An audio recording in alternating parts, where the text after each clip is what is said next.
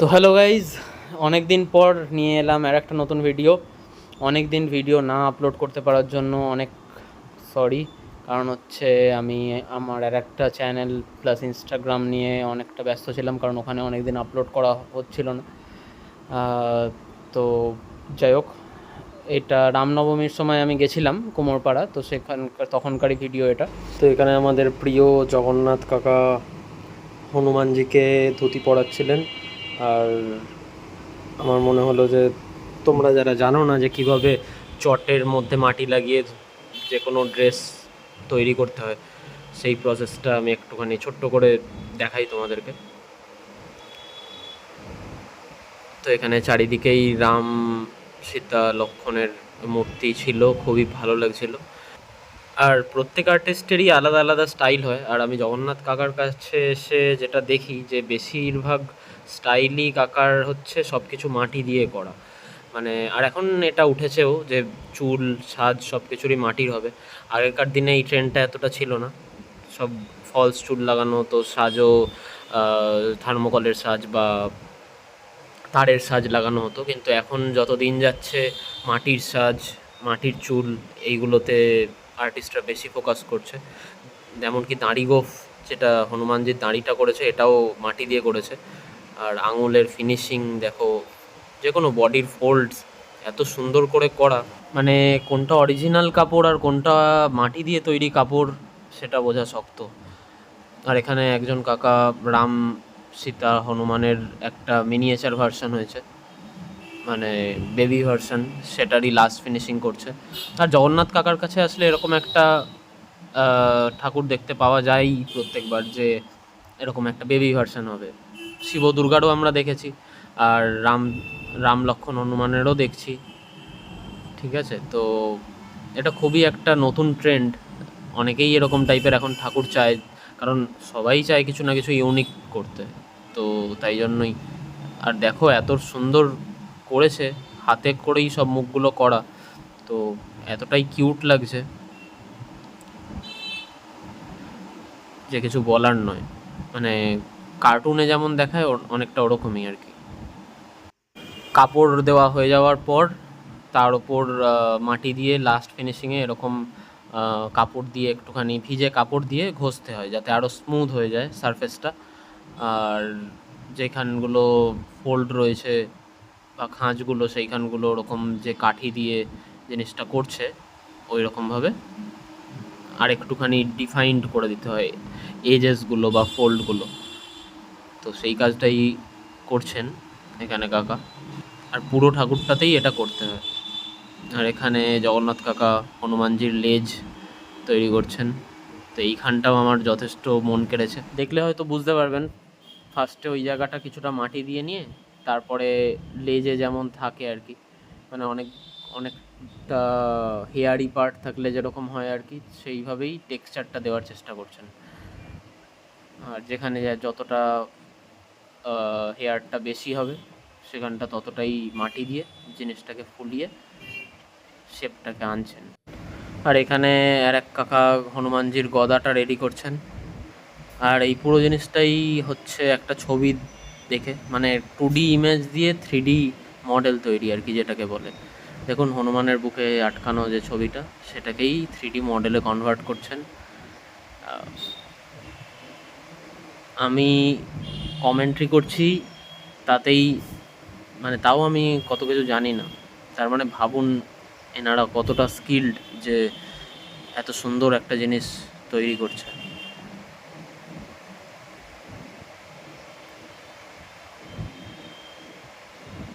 হনুমানজিকে ঠিক সেইভাবেই ধুতি পরাচ্ছে যেরকম ছবিতে আছে। তো আপনারাও, মানে যারা ছোট আছো, যদি এনারা পারে তো তোমরাও পারবে। এমনকি আমিও করেছি, ছবি দেখে করার চেষ্টা করেছিলাম। আর আমি জগদ্ধাত্রীর যে সিংহটা করেছিলাম সেটা ছবি দেখেই করা।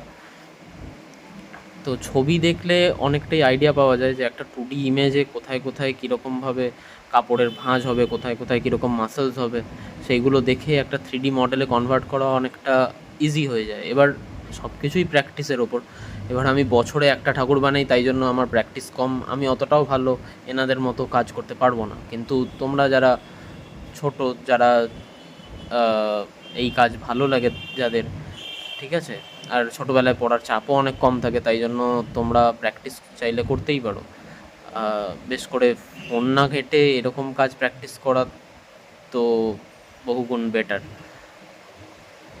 আর এইভাবেই চটের মধ্যে মাটি লাগিয়ে এক সাইডে কাপড় পরানো হয়। এই দেখো চটটাকে নিয়ে গিয়ে এবার ওখানে ফোল্ড করে ছবিটাকে ফলো করে ঠিক সেইভাবেই পড়াচ্ছেন। আমি তো যত দেখি মানে আমার চোখে বিশ্বাস হয় না যে এত সুন্দর কিভাবে মানুষ কাজ করতে পারে। মানে প্র্যাকটিস, ধৈর্য, পরিশ্রম, এই তিনটে মিলেমিশে যেটা তৈরি হয় সেটা হচ্ছে কুমোরের হাতের তৈরি এইসব মাটির মূর্তি।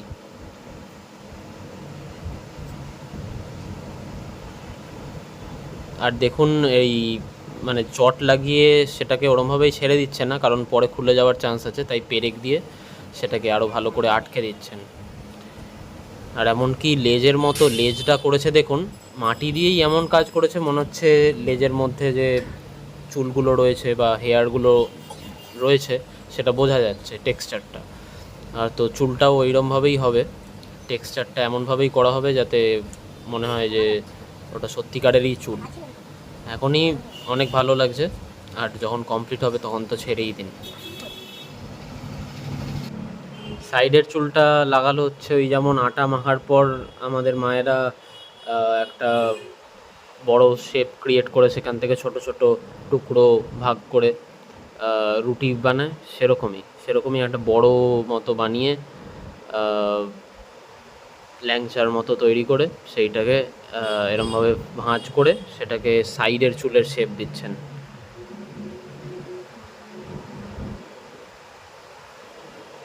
আর অবশ্যই মাটির যখন চুল হয়, মাটির কাপড় হয়, তখন অবশ্যই ঠাকুরটার ভার আরও 3-4 গুণ 5 গুণ বেড়ে যায়।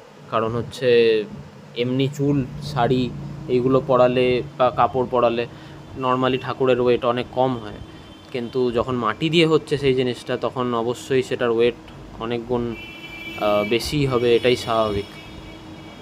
তো যারা নিজেদের বাড়োয়াড়িতে করছেন তাদের জন্য ঠিক আছে, কিন্তু বাড়ির ঠাকুর হলে মানে অনেকটা প্রবলেমই হবে তোলা বা রাখার ক্ষেত্রে। তো এইখানেও বিভিন্ন স্টাইলের একটা মানে একটা স্টোরি লাইন ক্রিয়েট করা হয়েছে একটা ঠাকুরের মধ্যে। তো স্টোরি লাইনটা আমিও ঠিকঠাক বুঝতে সক্ষম হইনি যে কি বলতে চাইছে স্টোরিটার মাধ্যমে। আপনারা যদি বুঝতে পারেন অবশ্যই কমেন্টে জানান যে বলতেটা কি চাইছে গল্পটার মধ্যে দিয়ে। এখানে একটা হনুমানজি করা হয়েছে।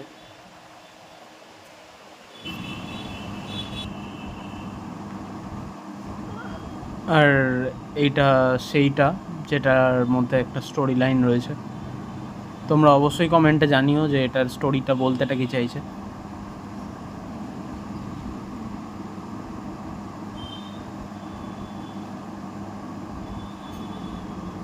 আর এটা আমরা চলে এসেছি অন্য এক গোলাতে, সেখানকার ঠাকুর এগুলো। সব থেকে আমার ভালো লেগেছে এই যে হনুমানটা, এইটা মানে এত ইউনিক স্টাইলের এই হনুমানজি যে কিছু বলার নয়। আমি অনেকক্ষণ দাঁড়িয়ে দেখেছি, বিশেষ করে গদাটাও দেখছিলাম, গদার মধ্যে এই যে হাতির মুখ লাগানো। আর এখানে হনুমানজি কালার করা হয়ে গেছিলো, রাম হনুমান সবারই কালার হয়ে গেছিলো।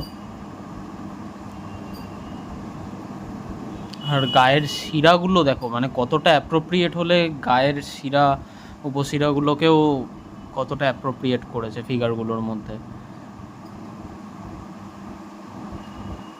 তো তোমরা কোত্থেকে দেখছো অবশ্যই জানাও কমেন্টে, আর ভালো লাগলে অবশ্যই লাইক করে দাও ভিডিওটা আর শেয়ার করো।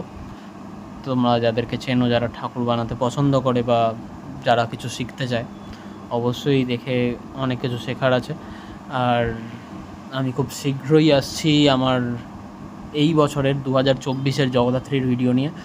তো সাবস্ক্রাইব করো, কারণ এবারের জগদ্ধাত্রীর মধ্যে আরও কিছু ইউনিক নেস আনতে চলেছি আমি, আর সাথে থাকছে আরও কিছু চমক। অবশ্যই সাবস্ক্রাইব। তার জন্য গুড বাই।